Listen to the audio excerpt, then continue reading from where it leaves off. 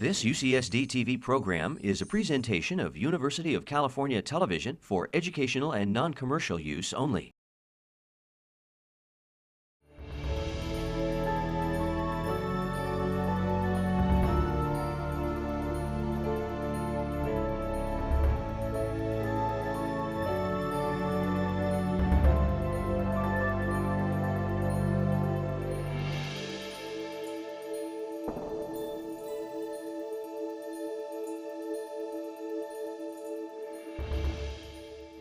Good evening and welcome to the Jeffrey B. Graham Perspectives on Ocean Science Speaker Series.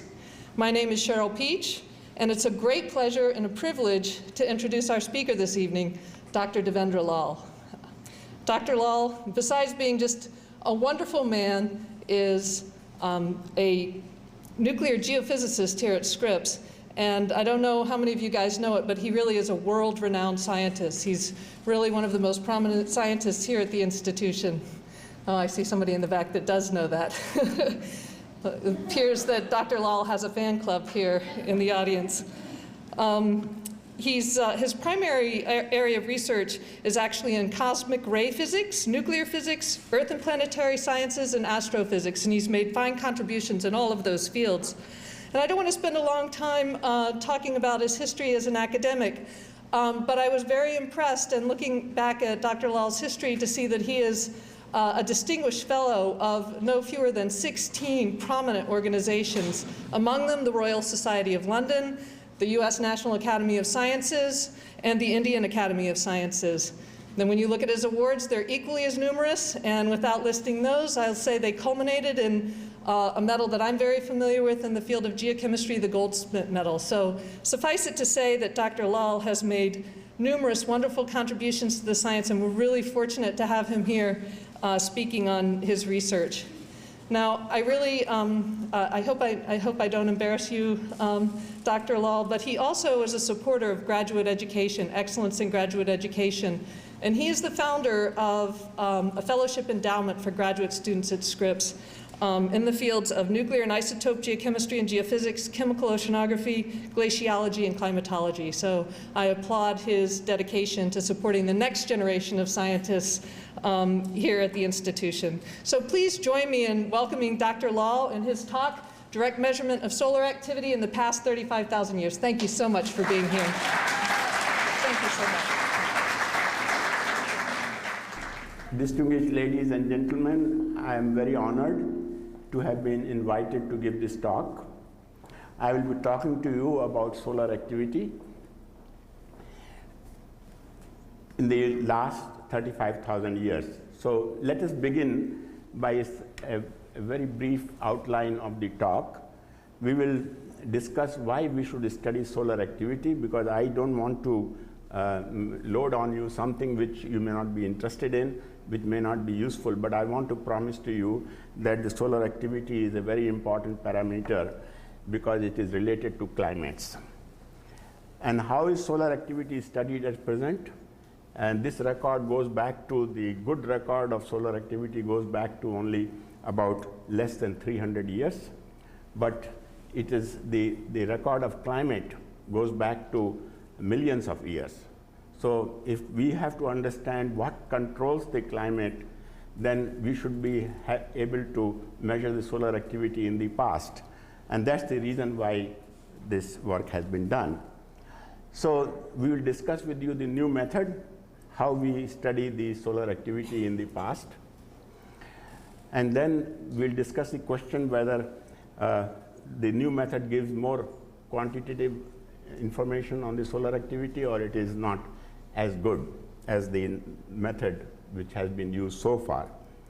And then the last question is how far back in time. So this, the title says 35,000 years, but we will discuss how far back in time we can go. So as we all know, sun is of course the principal source of incident energy on the earth. And the internal heat of the earth is a very minor component. So the main energy source is the sun. And therefore it has been generally assumed that Earth's climate, its winds and hurricanes and the ice ages and the warm climates in the past, they are all as a result, they are all happened as a result of the solar energy which is incident on the Earth. But this question has now been debated because we don't understand the variation in the solar energy is so small, as we will just see. When we measure the solar energy during an 11-year cycle, which is the prominent cycle of the sun, we find that the climate forcing is only 0.2 watts per square meter, which is actually corresponds to less than 0.2% of the total flux. So here is the paradox. One asks the question, how can such small changes in the solar flux cause ice ages, warm periods in the past? So this has been a very big problem, and I want to show you the direct measurements of the solar energy which have been made. Here, I hope everybody can see this. Some of them may not be very visible. So these are 6 different methods of measuring the solar activity in different frequency ranges. Now, please note the y-axis, the amount of flux is only is about 1370 or 1372 or something like this. But you can see the variations are only plus minus 1. So the total energy which comes in, on that, the variation only plus minus 1 or plus minus 2 out of 1350. So this is extremely small variation, and these measurements have been done extremely carefully, and they are very precise. The measurement at the bottom, the measurement here refers to the visible energy which is coming from the sun. And you can see again, the unit is 1366, 137, but the variation is only plus minus 1. So out of 1370, only the variation is plus minus 1. So the big problem is how come this can cause ice ages. So we are going to talk about solar activity. Now this doesn't refer to the solar flux. I am not measuring the solar flux. It is an index of solar plasma and magnetic flux, as I will discuss in some detail. For example, during 1400 to 1800 AD, there were several periods of very low solar activity. This is the period when immediately after the medieval warm period, there was a cold period which was designated as Little Ice Age, which is very commonly discussed. And you can see this here in the next figure. So this is the medieval warm period. This is the temperature anomaly. And this is the Little Ice Age here. And this is the time when there were several periods of very low solar activity. So there is a hope. It seems to say that maybe the solar activity in some way is responsible for the cold climates. You see, what happens is on the Earth, oceans store a lot of energy. Now, if you can disturb the oceans, although this solar energy which we talked about before is constant, but if somehow or other you can disturb the oceans, then large climatic changes can take place because sun stores energy in the oceans. So now the question is, what does it? Now still we are not clear about this, and at the end of the talk also we will not be clear how sun manages to bring ice ages and warm periods in the last millions of years, which we have seen several times, which has happened. But we notice here that we had a little ice age during a period when there were several cold, very low periods of solar activity.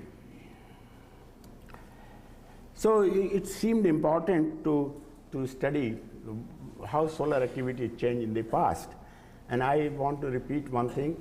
We have very good climatic record in the past, going back to millions of years. So if we can somehow or other measure the solar activity back to millions of years, then we can correlate the two and find out how much effect of solar activity is there on climate. So first let me tell you how is solar activity measured today. Conventionally, solar activity is measured by measuring the sunspots. I do not know whether any of you have seen the sunspots directly. When the sun is setting, when the sun is very reduced light emission, at that time you can see sunspots, but as I will tell you, please be very careful in looking at the sun. It's not an easy thing, but there are sunspots. Let me show you. This is a picture of the solar disk where there are sunspots, and please note that some are very small sunspots, some are big sunspots, and there is a reason why I am telling you. I will come to this a little later. But the most important thing which I want to emphasize, and I don't want to give you the wrong impression that you can look at the sun and look at the dark spots. Solar light is tremendous. It can burn the eye. So unless you have very dark filters, please do not attempt to look at the sun. I am really concerned about that.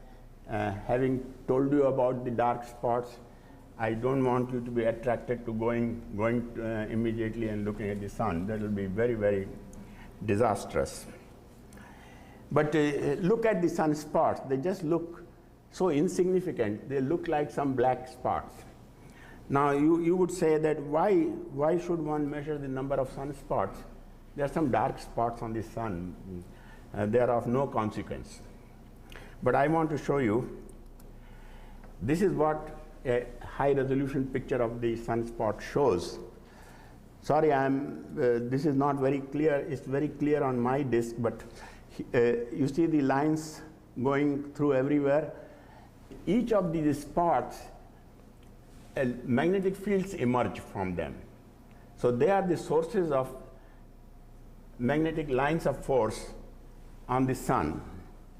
So you are again, if you measure the sunspots, number of sunspots on the disk, you are actually looking at the magnetic field of the sun. I hope you are able to see these lines here. And so these are the magnetic lines of force which come out of the sun. Now this is the number of sunspots which have been recorded in the past. Some of these are not reliable at all. So these are all very reliable. Up to here is very reliable. But these are scattered records, and one is not sure about their whether they are complete or not. But 1840 onwards, the record is very good. And so one of the things which you see here is that there is an 11-year cycle which repeats. And if you do an analysis of this record, then you see there are also 22-year cycle. Sun exhibits a 22-year cycle, and also one 88 years Gleisberg cycle. So you cannot see it from here, but you have to analyze, and then you see this sun exhibits so many active cycles. But since the record is very short, you cannot see this cycle visually. So as I said, please remember that the record is only reliable after 1848 or so. So we have very limited good record of these sunspots.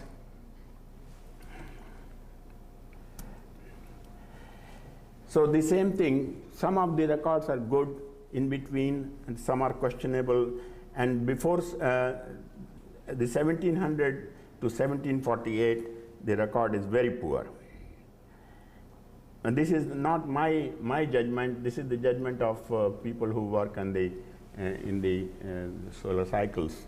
And they have looked at the original records which have been produced, and this is their judgment on this, on the reliability of the sunspot data. So this is again the same picture. So just to remind you that this is very small, we have only less than 200 years of sunspot record. So before that, people try to see the information on aurorae, because when sun is active, then it emits very strong solar wind, and these particles, they are ionized particles, they bombard the polar regions, and you get auroras. So if you don't have aurora during certain period, then you can say that the sun was not very active. And on the reverse side, if you have a lot of aurora, then you can say then the sun is very active. So this is a sort of record, as I said, 1850 to this side, the sunspot record is not very reliable. But by combining sunspots and aurorae and all this, people came to the conclusion that there was a period of about 50 years, 55 years, when there were essentially no sunspots. Now this is a conclusion based on some of the unreliable data and then mixture with the aurora data. And then they say there is a Dalton minimum, but this again, Dalton minimum also falls on the side where we have suspicion on the accuracy of the sunspot numbers. But in the recent periods, you know, there is you can see the sun has a lot of sunspots. So they call it modern maximum. So recently the sun has become a little more active, but the real record which is useful is only this much. This is very famous. Everybody talks about it. They even make the statement that this is a period, 1645 onwards, for 55 years, when sun had no sunspots. And this has become extremely famous. Now we will look at it, whether we can provide some information to you about it. Actually, one of the reasons why, I mean, there are more than one reasons. One of the reasons was to see if solar activity has something to do with climate. And if so, can we correlate these? Now, we don't have enough data today, but more data will come in future, and we will be able to certainly correlate the effect of solar activity on climate. The second thing was, I wanted to know whether in the past Maunder minimum like period happened or not. See, Maunder minimum lasted, according to most studies, for 55 years, and that is 5 solar cycles. And for 5 solar cycles, a sun which exhibits very routinely 11-year cycle, as you have seen in the pictures I have shown you, why there were no sunspots? And I wanted to know whether in the past there were periods when there were essentially no sunspots for long periods of time. So there were two reasons essentially why I wanted to develop a method which can measure solar activity in the past. So the major question is before us, how do we measure solar activity? And just to remind you, solar activity is not the total flux coming out of the sun, but the solar activity is a measure of the magnetic fields which come out of the sun. So the big question before us is, how do we measure solar activity prior to the historical record? And the historical record is only 1850 onwards. So fortunately, we found that there is a good physics background to it, and since sun produces magnetic fields, so it makes some effect on something. And this is the thing which got our attention, and we said that we can measure the past magnetic field of the Earth, the magnetic field of the sun, and therefore we can get the solar activity. And this is what I want to discuss with you now. During a solar eclipse, when you don't see the disk directly, which is very bright, you see a picture of this type, and this is the plasma. This is the plasma atmosphere of the sun. So sun is very active, it produces plasma, and this is what we are trying to measure.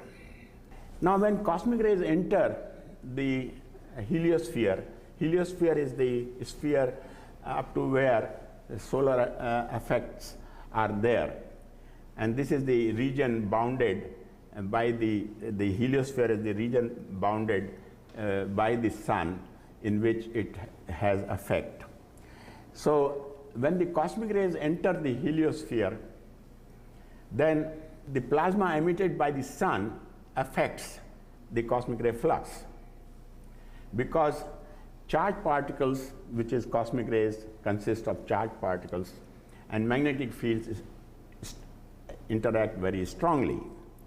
So the next figure shows how this effect is produced. Now what we have here is, in the y-axis, which is a logarithmic axis, it is giving the cosmic ray flux in some units. And we don't have to worry about it, but we say that this is the cosmic ray flux, and this is the energy of the particles which we are dealing with. And you can see that during different years, this is 1977, and this is 1965, 1970. So this is the period when the number of sunspots we know were very few, and this is the period when sunspots were very large. So you can see the cosmic ray flux is decreased when sun is very active. And this is expected also, because when sun emits more magnetic lines of force, then this modulates the cosmic ray flux. So if we can measure past cosmic ray intensities in the near Earth space, then we can probably measure the solar activity in the past. So this is the clue which we had, and we then proceeded further. Now, this is not an easy task to measure cosmic ray flux in the past, because the cosmic ray flux on the Earth is affected by the geomagnetic field of the Earth, which changes very often. And we do not have a complete record of the geomagnetic field, not accurate record anyway to make corrections. There are meteorological parameters, the winds and rainfall, precipitation, and all these, and there are many parameters which affect the cosmic ray flux. So how to measure, so this was our big task, where to measure the cosmic ray flux, which is dependable and which you can trust in. So it turned out that, as I will convince you in the next slide, it turns out that the best place to measure cosmic ray intensity is in the polar region. And fortunately, in the polar region, ice sheets are there. So since ice sheets accumulate continuously with time, so ice sheets also give you a record of cosmic ray intensity if we can make the ice sheet give us record of cosmic ray intensity. I think many of you have played with a bar magnet, and the bar magnet, if you put the filings, iron filings around it, so they always arrange in this particular pattern. And this is the bar magnet, south pole and north pole, they are symmetric. And the lines of force here go essentially along the bar magnet. Now there is a property of charged particles that if they come in this direction, then the lines of force are perpendicular or at an angle to the magnetic lines of force, to the incident direction of cosmic radiation. So if the cosmic radiation is coming this way, and the Earth also has a bar magnet inside us, it has a dipole field. So the Earth's field is very similar to that what you get from a bar magnet. So if cosmic rays come here, they are very strongly affected, but they are coming at right angles to the lines of force. But if the cosmic rays come along this direction, they are coming along the lines of force, so essentially they are not affected at all. So it turns out, it's very clear that you should measure the cosmic ray flux at this place in the high latitudes, north or south.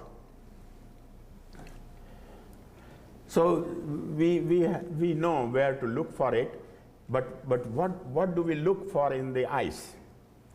Ice is a very pure substance, but actually from the science point of view, it has lots of properties which you can measure, which are very interesting, which tells you about the past climate, which tells you about the accumulation history of the ice, and as I will show you, it tells you about the solar activity in the past. So when ice accumulates, ice is hydrogen and oxygen, and cosmic rays, when they interact with oxygen, they produce carbon-14. Now this is not the carbon-14 which you find in the atmosphere and the oceans and everything elsewhere. That's the carbon-14 which was discovered by Professor Libby. But this is a carbon-14 which is produced in the ice sheet in situ as the ice accumulates. So the amount of carbon-14 which you produce will be, of course, expected to be proportional to the cosmic ray intensity. So if you can measure the carbon-14 which is produced in the ice, you essentially get the cosmic ray flux. And this will be independent of the geomagnetic field of the Earth, which is very variable, and so we don't want to go anywhere else. We have to go into the ice. So it's very strange that finally, to measure how sun varied in the past, how the solar activity varied in the past, we go and look into the ice sheets. So one of the measurements we did was in the Greenland ice sheet project in the summit Greenland. This was an ice core which was drilled about 10 years ago. And this is not exactly 90 degrees north, but it's very close. So the effect of geomagnetic field is still very, very small. It only affects particles of less than 100 million electron volts. But most of the cosmic ray particles are much higher energies. So although this is not at 90 degrees, but still this is a very good ice sheet to look for past cosmic ray intensity.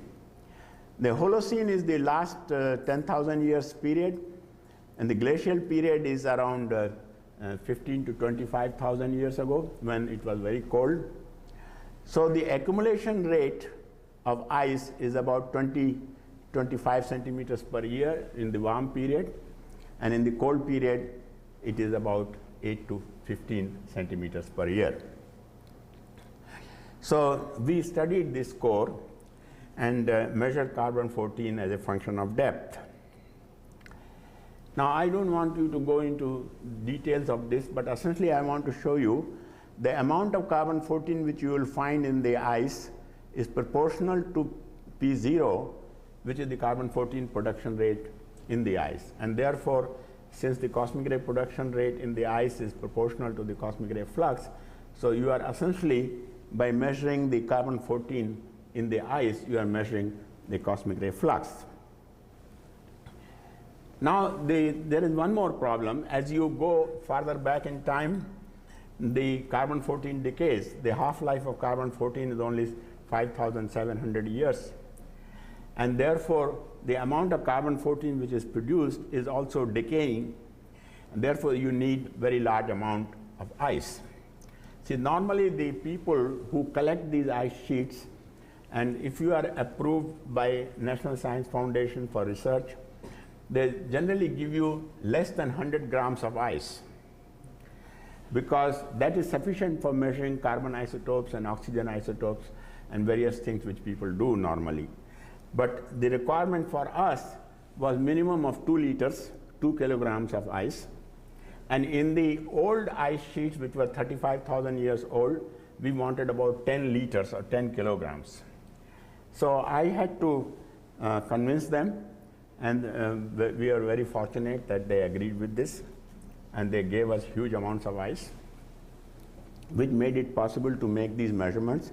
I don't want you to look at these measurements, but essentially the carbon-14 concentration is very variable, and I want to show you a plot. This is as a function of depth. So here we go up to about 2,200 meters depth in the ice core, but we know the ages. So this is the depth, and as you must have realized that as ice accumulates, the lower layers are made thin, they spread out. So the age is not proportional to the accumulation rate, but the ice thins at the greater depths. So converting it into the age, this is what we get. I want to show you a better picture of this. So this is the information which we got by measuring ice. So essentially, there was a nearly factor of 2 rise in the carbon-14 around 9,000 years ago and around 35,000 years ago. And here there's a nearly a factor of 2 decrease in the carbon-14 production. So this is a period when there were very few sunspots, and here also. And this is the period when the sunspots are very large, which affected the cosmic ray flux. So we were very happy to realize that at least there were 2 periods here in the Greenland when we may have had Maunder minimum type of activity. That sun for 50, 60 years, that is several cycles, 11-year cycles, 5 to 6 solar cycles, the sun was extremely quiet. And there was, of course, a period when sun was very active. I don't want to go into this detail. Essentially, the information which we got is consistent with the tree ring data. But now, after having done that, and when I talked to scientists and they said that, look, you are talking about period where no information is known to anyone. So how do we believe you? So I said, okay, then I will look at the last 1,000 years when historically people think there are many periods of low solar activity, although they are doubtful because we don't have accurate sunspot data in that period. But still, let me try what happened in the last 1,000 years. Okay, so for doing the historical period, at least in the historical books about the solar activity, this is what people say, that there were periods of low solar activity, 4 of them, and this is the period when the sun was not very active, but we don't know how active they were, but they think there were few sunspots. And you will remember, as I have discussed earlier, that reliable sunspot numbers are only after 1845 or so. So this is a period when the historical record is based very largely on aurorae.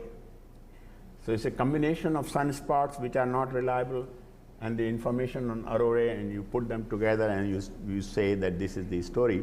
And there was one period when sun was very active, and this is the 1100 to 1250 AD.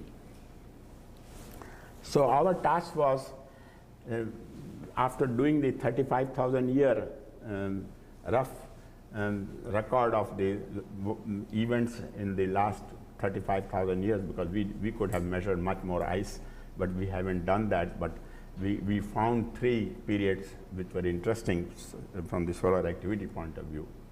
So now we said, let me look at this. Now this is an acid test because This is the historical period, and I do not know how good the historical period record is, but you will see today, and you can decide whether I am right or the historical period is right. So this is the Aurora record. This is Aurora and this is Aurora, both axes, and this is between 1800 to 1100, and this is the period which is called the Maunder minimum, and this is the period when this is called Dalton minimum.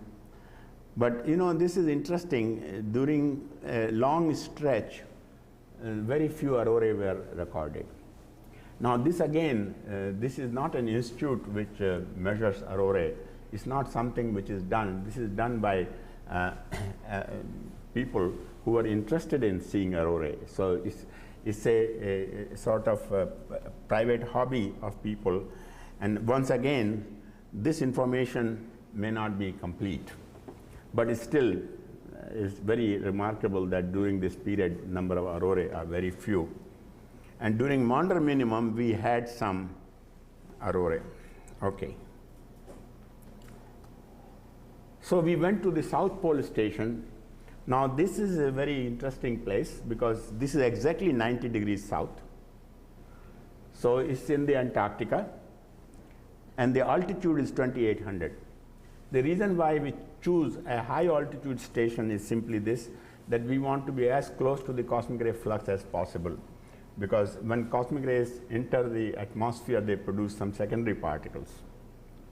So it's important to go to as high altitude as possible.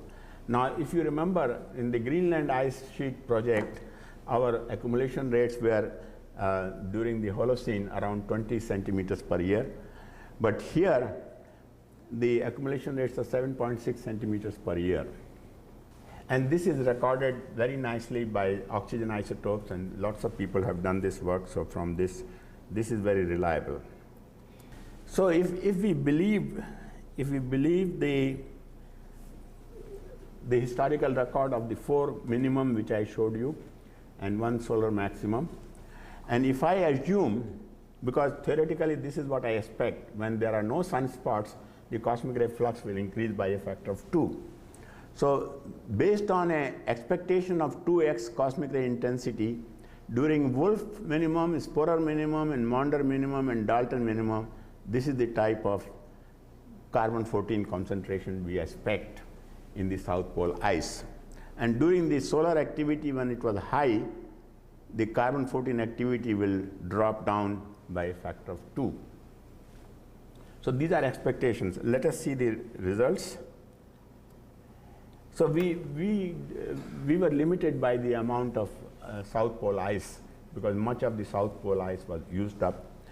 And these are the number of measurements we made, about 15 measurements. And now if I put it on the the expectations, the simulations which we did, this is the picture we get. So you can see that during a period when we expected this much, we got something like this.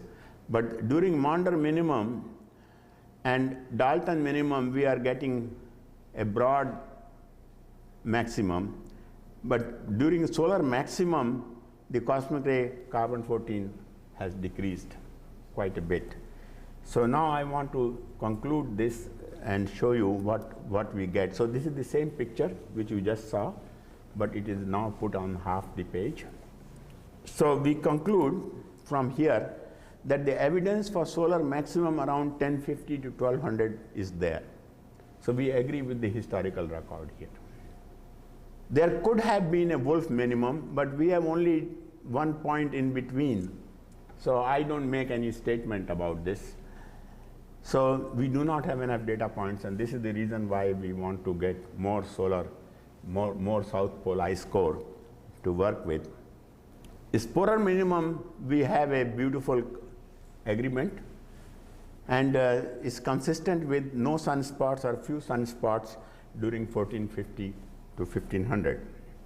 Now, the Maunder minimum, we don't have too many points, but we do see a very broad minimum, not like these, but very broad minimum when solar activity was very low. And it is not agreeing with the Maunder minimum, otherwise this point should have been higher. So we actually are limited by the number of ice points, and therefore we are trying to get a new ice core drilled in the South Pole, and then we will make maybe 30 or 35 measurements and really cover the whole period and really find out what exactly happened in the past. But we are not agreeing just now with the Maunder minimum, but we are getting a very broad minimum, which is not in agreement with the historical record. So what we find is that in the last 32,000 years, there were at least 4 periods when very few sunspots were there on the solar disk. And we find periods when solar activity is high. Now, the new method, we can ask the question, how good is your new method compared to the old method, which is just measuring the number of sunspots? See, the number of sunspots vary in size. So we have no idea what the magnetic field is emerging from the sunspots. So if you just count the number of sunspots, you have some information on the magnetic field, but you don't have a quantitative information. The cosmic ray flux we measure is inversely proportional to the magnetic field produced by the sun. So we are much more accurate. This method of measuring solar activity is much more accurate than the method of measuring number of sunspots. So the new method goes back only up to 40,000 years. The reason is the half-life of carbon-14 is about 5,700 years. So in the game of nuclear physics, in the radiochemistry, we know that if the half-life is, we can only go back to 6 half-lives of the radioactive isotope, because then it's reduced to 1/64 of its value. So then it's very difficult to make these measurements. So in the case of carbon-14, it is generally agreed that you cannot go beyond 40,000 years easily. If there are methods which can be used, but they are very painstaking methods. But you can go back to only 40,000 years. So this new method which I discussed with you today, unfortunately goes back only 40,000 years. The climate record goes back to millions of years. So we need a new idea. And I have been scratching my head, I do not have the idea. But I would like to ask ideas from the audience. If somebody has an idea how to go back to much longer periods, and you don't have to go to the ice, you can do it from somewhere else. But this is a very important thing. And if we do that and measure solar activity in the past, and then compare it with the climatic record, then we will have a very good information on how much effect on the climate the solar activity has. But we know that the total solar flux doesn't have much variation, so that's not the one which is producing the climates. It's as I said before, that Earth is a very big system consisting of the cryosphere, the oceans, and the lithosphere, and all this, and heat is there in all these systems. A small change in heat somewhere can make a large change in the reservoir, and the heat can come out, or heat can go into the oceans and cause cold periods. So this is very important. We are dealing with a problem which is very simple, that we know it is not the direct energy which coming from the sun which is producing the climates, but there is some sort of feedback in the system somewhere which is disturbing the system to produce warm periods and the cold periods. So this is, you may ask me some questions at the end, but I would also like to ask you this question. Please think about this.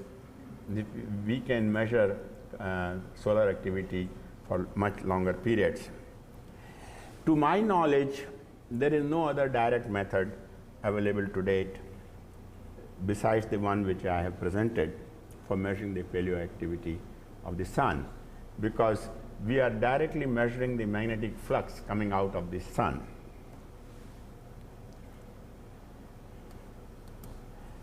Well, that's all I had to say, and I would be very happy if you have any questions or any discussions following this.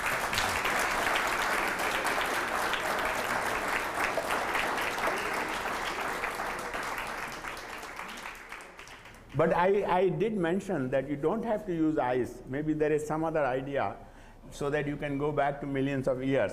This is the only idea which I tried, so this is not necessarily the only idea. How can you be sure that the cosmic ray flux is always the same and is being modulated by the plasma rather than having the cosmic ray flux being modulated by something out in space? You are right. We do not know, but of course, if we are near a supernovae or something, then of course the cosmic ray flux can change very much. But certainly during the last 40,000 years, we didn't have a supernovae close to the solar system. But if you go to a million years, there may be some problem that the cosmic ray flux in the space also changed, in the space near the solar system changed. You are quite right about that, but we are just now assuming that the cosmic ray flux has been constant. Actually, Jim Arnold and I did measure the cosmic ray flux using meteorites, and we came to the conclusion that the cosmic ray flux didn't change very much in the past millions of years.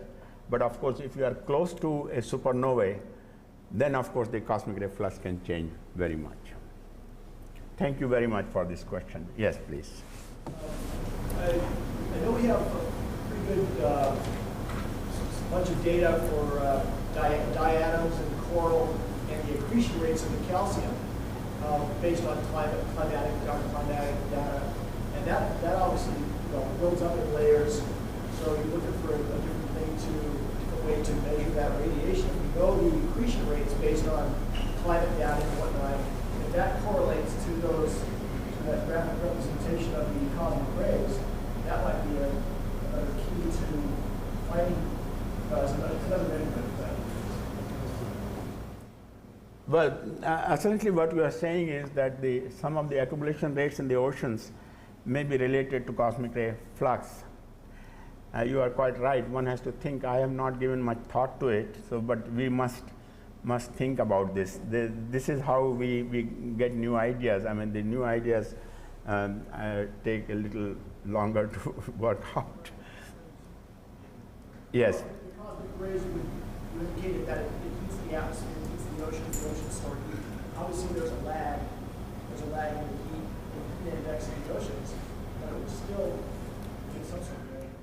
Actually, you are quite right. One of the big things which people have been talking is that cosmic rays, when they enter the atmosphere, they produce ionization. And this changes the levels of clouds formation. And if the cloud formation level is higher, then more of this solar radiation which comes in will be reflected back into space. So there have been at least a dozen papers on this, but no direct agreement no consensus has yet appeared on how cosmic rays affect the climate. But I am sure that this must have a profound influence, but we don't understand yet. More research is needed on that. But you are quite right. We should think about in such directions. Yes? I'm not quite clear about your question, but essentially, if I understand right, your question is, what is the resolution you require when you go farther back in time? And essentially, if we find that there is a gradual change in cosmic ray flux, which we didn't find in our work, and supposing there was a slow change in the cosmic ray flux when you go back in time, then of course we would have measured the one important fact that cosmic ray flux itself has been changing with time. But if we find that there is a baseline, just like we had in our data, there is a baseline, and then about a factor of 2 increase takes place, then we can say the cosmic ray flux has been constant in the past. But I think the resolution, we can certainly look at anything which changes more than 30% or so very easily using the ice record.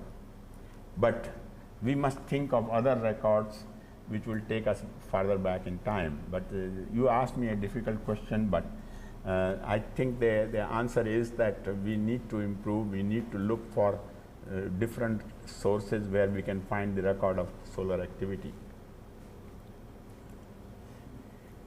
Yes, please. Is there a significant biological contribution in the sequel from the ice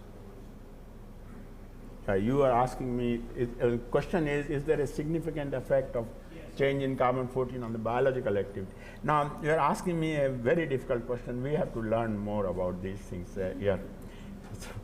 This is good that you ask me these questions. We will think about it. Yes. Maybe one more question? The question is, are there mineralogical changes in the rocks due to changes in the cosmic ray flux? This is again a very important question. These things we will learn in due course of time, but these are the directions in which we have to think in order to develop a new method of measuring solar activity for longer periods in the past. I'm sure there must be important effects of cosmic radiation on the lithosphere, in biological effects, everything.